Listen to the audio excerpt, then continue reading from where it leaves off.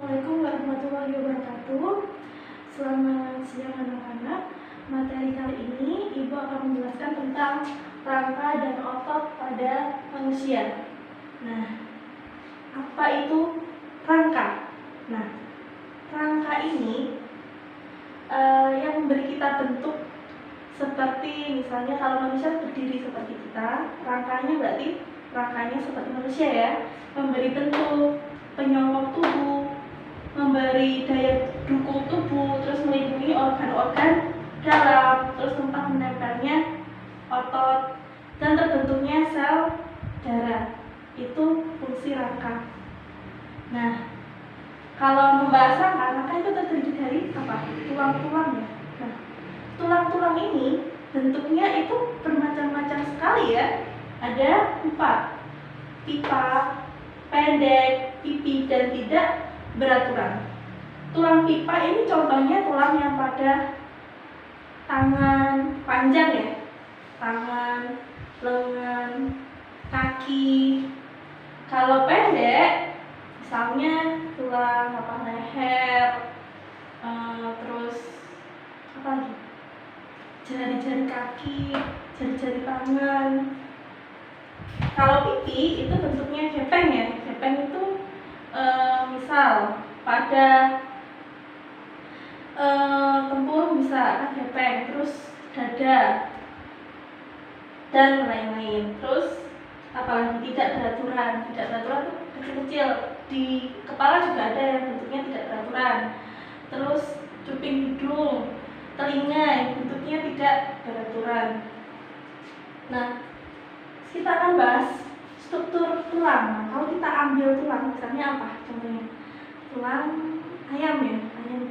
Misalnya kalian pada suka makan ayam, misalnya ambil paha, terus kan bentuknya panjang ya, tulang tulang pipa. Nah, bentuknya yang menggembung ini namanya epifisis. Terus di tengah-tengah ini namanya diafisis. Ujungnya lagi juga epifisis. Nah, epifisis. Kalau tulang itu cumber atau dibagi lagi ya. Nah, ini nanti kita akan menemui serabut. Nah, ini namanya yang hitam ibu ini gambarin. Aslinya nggak hitam, aslinya kuning atau merah ya. Ini adalah sumsum tulang. Nah, di dalam itu nanti akan dikelilingi oleh pembuluh. Yang merah ini pembuluh ya, pembuluh darah. Terus yang struktur yang bentuknya seperti spons, kalian tahu spons kalau itu ada rongga-rongganya ya, ada rongga-rongganya. Ini namanya tulang spons. Nah, yang keras ini namanya tulang kompak. Terus fungsi-fungsinya kita jelasin ya. Kalau peristeum yang membran pelindung, ini fungsinya untuk pelapis saja. Kalau sumsum tulang, dia membentuk sel darah merah. Nah, yang seperti kita ketahui sel darah ini sangat vital ya buat tubuh kita, untuk imunitas, untuk pengangkut nutrisi makanan yang kalian makan itu akan diedarkan oleh darah ke jaring-jaringan dan oksigen. Nah, pembuluh ini sebagai saluran di mana darah diedarkan. Jadi fungsinya pembuluh, kalau pembuluh itu ibarat jalan ya. Kalau kalian lewat jalan itu pasti nyampainya akan tertib, akan teratur ya. Kalau ada pembuluh dibanding tidak ada pembuluh. Kalau tidak ada pembuluh akan istilah Jawanya ambyar. Atau kalau pada hewan tingkat rendah itu tidak memiliki pembuluh kan. Nah, kalau tidak memiliki pembuluh apa yang terjadi? Difusi kan, hanya di sebatas nyebar aja. Beda kalau memiliki pembuluh, dia akan terorganisir ke organ-organ, ke jaringan yang membutuhkan. Nah, tulang spons ini tulang pipa yang berada di ujung. yang berada di ujung. Tulang spons sendiri ini terdiri dari tulang kartilago ya. Nah, tulang kartilago ini isinya sel matriks protein. Kalau sel matriks protein berarti strukturnya lebih ronggang daripada tulang kompak. Kalau tulang kompak ini keras ya, sekeras batu. Yaitu terdiri dari zat kapur dan fosfor. Nah, karena adanya zat-zat ini yang menyebabkan tulang kompak ini keras dan kompak. Jadi kalau kalian kompak keras ya. Selanjutnya, nah tadi kan sudah membahas struktur tulang. Sekarang kita akan membahas proses pembentukan tulang. Nah, kalian tahu kan tadi tulang rawan itu namanya kartilago ya. Kalau kalian pengen tahu apa dan di mana tulang kartilago, kalian bisa lihat pas makan ayam. Nah, kan kalian lihat ada bagian yang putih ya. Biasanya kalau pasti dari kalian suka makan yang bagian putih itu, kriuk-kriuk gitu kan. Nah, itu yang bisa dimakan ya. Yang tulang kompaknya nggak bisa karena keras. Nah, itu yang namanya kartilago, bagian yang warna putih. Nah, pas kita masih janin, masih dalam perut, atau pas kita masih bayi, kartilago itu atau tulang rawan di dalam tubuh kita tuh masih banyak. Makanya kalau bayi nggak boleh nggak boleh ditekan ya ubun-ubunnya, karena di kepalanya ini tulangnya masih muda, masih rawan. Jadi nggak boleh dibanting, nggak boleh diemak-emak. Nanti akan mempengaruhi pembentukan tulangnya. Nah, tulang kartilago ini, di dalam tulang kartilago itu terdapat sel-sel osteoblast. Nah, sel-sel ini sel-sel osteoblast ya. Sel-sel osteoblast nanti bakal calonnya osteosit. Nah, osteosit ini pada tulang yang cukup dewasa. Nah, kalau misalnya di dalam janin itu cuma 300 tulang kartilago, kalau dewasa tinggal berapa? Tinggal 206 tulang kartilago. Selain yang putih tadi, tulang kartilago juga kalian bisa ketahui di cuping hidung sama di telinga ya. Telinga ini namanya tulang kartilago. Tetap sampai kapanpun cuping kalian nggak bakal jadi tulang kompak, nggak bakal jadi tulang keras. Tetap ya lembek. Itu. Nah, kalau pada tulang dewasa kan membentuk osteosit, nanti pas sudah tua akan berubah menjadi osteoklas.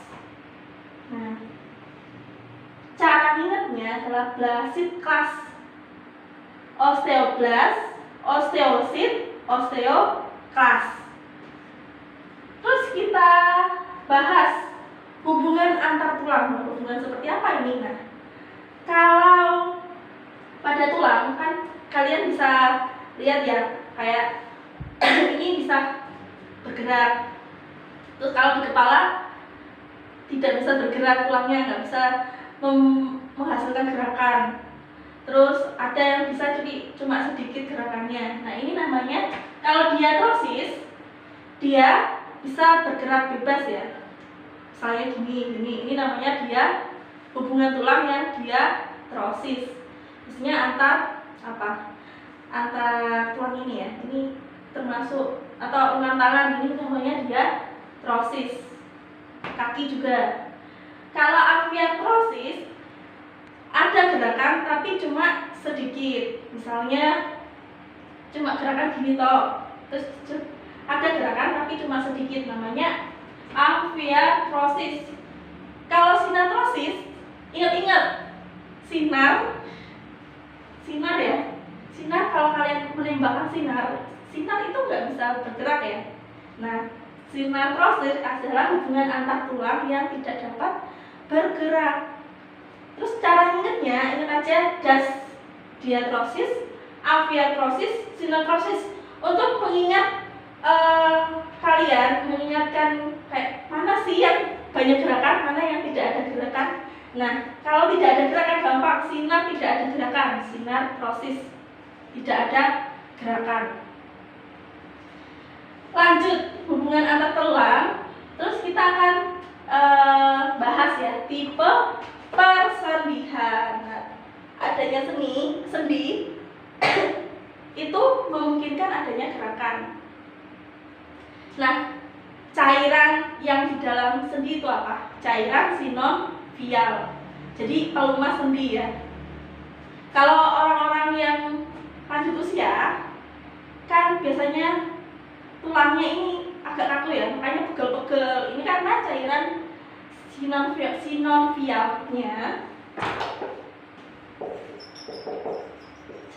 sinovialnya sedikit. Terus ada beberapa macam sendi ya, sendi peluru, sendi eksel, sendi putar, sendi geser, dan sendi pelana. Kalau sendi peluru namanya juga peluru, bentuknya seperti peluru. Di bahu kita ini pasti namanya sendi peluru karena ada sebuah tulang atau sendi yang mirip mangkuk. Nah, ini yang menyebabkan gerakan yang cukup bebas ya. Ini biasanya di bahu, terus tulang pinggul. Sini tulang pinggul. Selanjutnya sendi eksel. Nah, ini prinsipnya seperti eksel pintu. Eksel pintu ini ya. Jadi cuma satu, gerakannya cuma dua arah, 1, 2 toh. Nah, ini ada di siku. Jadi cuma gerakannya satu arah. Terus lutut ya, terus jari. Nah, sendi putar ini menyebabkan terjadinya gerakan memutar. Contohnya apa? Sendi ini biasanya ada pada leher. Nah, memutar berapa? 180. Di leher aja ya. Sendi geser ini sendi yang hanya bergeser. Nah, ini ada di pergelangan tangan sama cuma geser kok, 1, 2 gitu. Ini juga sama di pergelangan kaki. Ini ada sendi geser. Selanjutnya sendi pelana. Namanya sendi pelana, mirip pelana kuda. Kalian tahu tapak kuda, jadi gerakannya seperti tapak kuda. Nah, ini pada pangkal ibu jari. Ini adanya sendi pelana. Jempol ini sendi pelana. Cukup sekian materi dari Bu. Selanjutnya nanti rangka otot ya. Pertemuan selanjutnya. Wassalamualaikum warahmatullahi wabarakatuh.